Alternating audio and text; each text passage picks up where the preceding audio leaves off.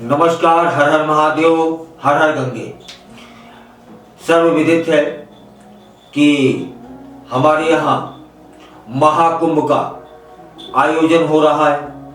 अब इस महाकुंभ के आयोजन का पौराणिक महत्व क्या है, यह हर किसी को जानने की जिज्ञासा है।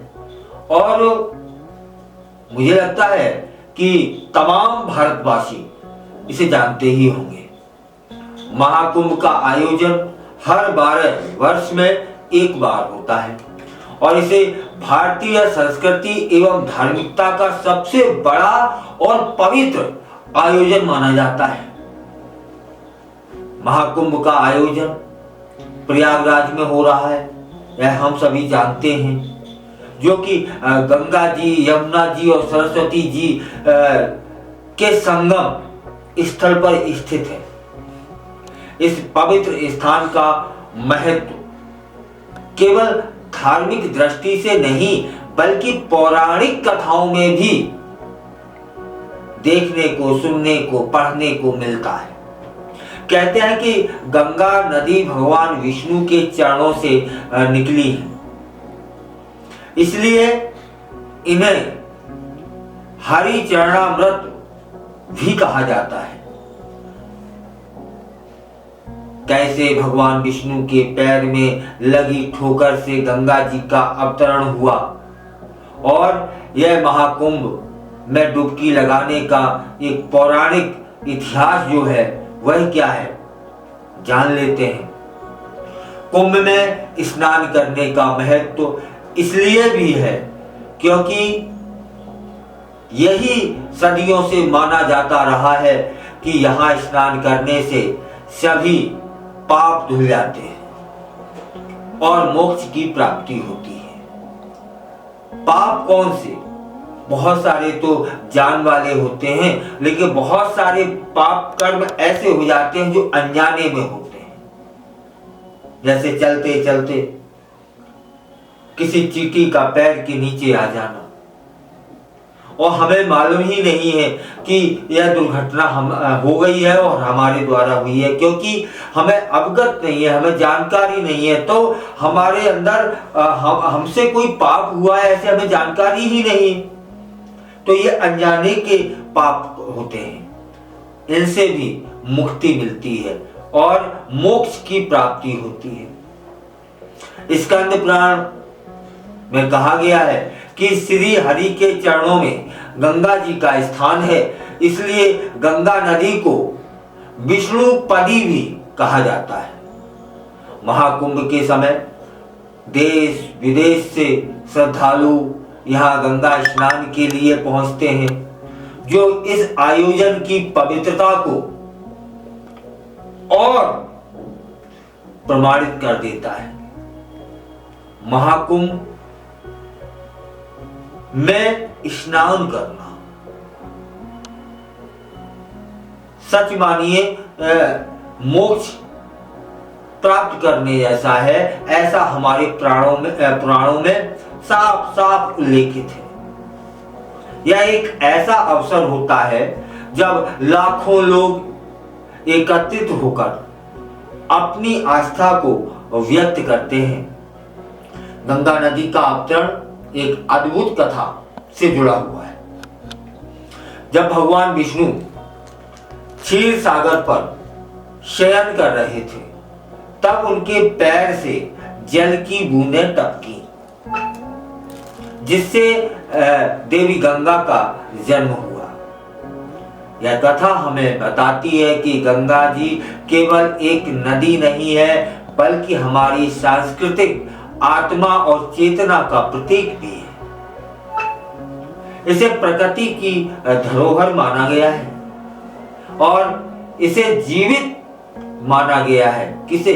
गंगा मैया को। गंगा मैया की पवित्रता और उनकी महत्ता को समझने के लिए हमें उनके ऐतिहासिक संदर्भ को जानना भी आवश्यक हो जाता है।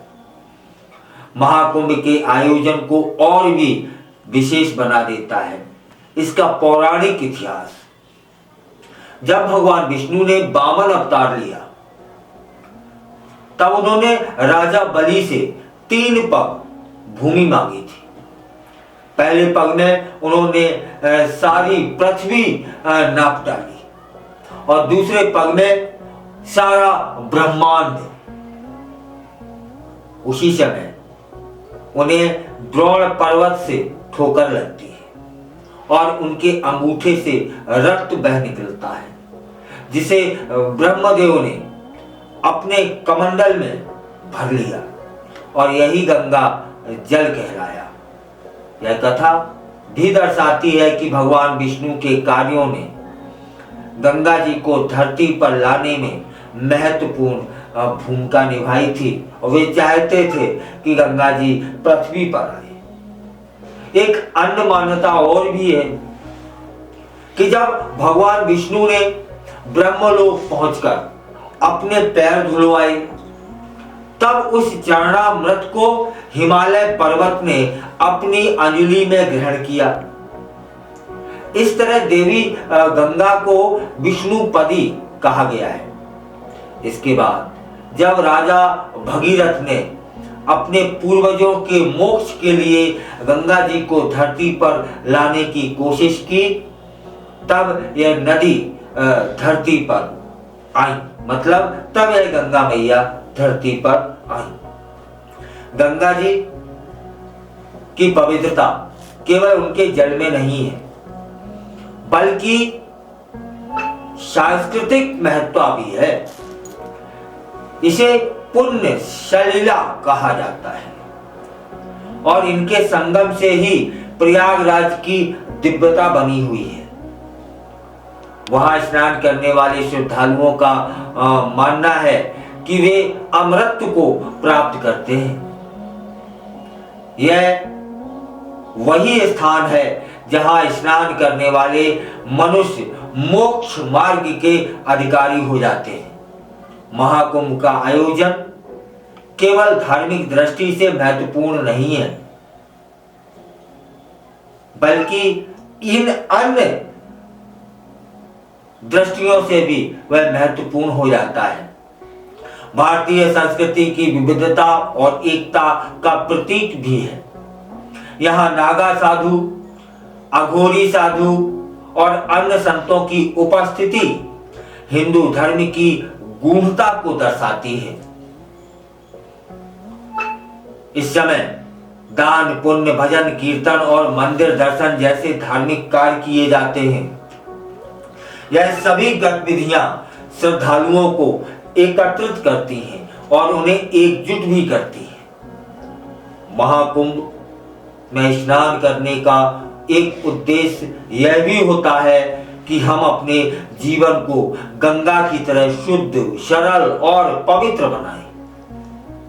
यह हमें अपनी संस्कृति और परंपराओं से जोड़ने का एक अवसर भी होता है। जब लोग यहां आते हैं ना, तो वे न केवल अपने व्यक्तिगत मोक्ष की कामना करते हैं, बल्कि समाज के लिए भी कल्याण की प्रार्थना करते हैं। गंगा मैया के विषय में एक महत्वपूर्ण बात और भी है कि भारतीय समाज के लिए सिर्फ जल का बहता हुआ श्रोता नहीं माना गया है, बल्कि यह हमारी सांस्कृतिक आत्मा और चेतना का प्रतीक भी है। गंगा मैया, इनके जल को शुद्ध माना गया है और इनमें स्नान करने से व्यक्ति के सभी पाप धुल जाते हैं, चाहे वे जाने में किए गए पाप कर्म हो या अनजाने में किए गए पाप कर्म हो। महाकुंभ के दौरान श्रद्धालुओं का उनके द्वारा किए जाने वाले अनुष्ठानों और पूजा पाठ का भी विशेष महत्व माना गया है। यहाँ आने वाले लोग विभिन्न प्रकार के अनुष्ठान करते हैं ताकि वे अपने पूर्वजों को श्रद्धांजलि अर्पित कर सके और अपने जीवन में सुख समृद्धि की कामना कर सके। इस प्रकार महाकुंभ केवल एक धार्मिक उत्सव नहीं है, बल्कि हमारे जीवन के लिए एक प्रेरणा स्रोत भी है। हमें इस अवसर का लाभ उठाना चाहिए और अपने भीतर की आस्था को पुनर्जीवित करना चाहिए। आपको क्या लगता है? क्या आप महाकुंभ में भाग लेने की योजना बना रहे हैं? कमेंट कर अपनी राय अवश्य व्यक्त करें। अगर आपको लगता है कि अन्य सभी लोगों को महाकुंभ में स्नान करने के लिए जाना चाहिए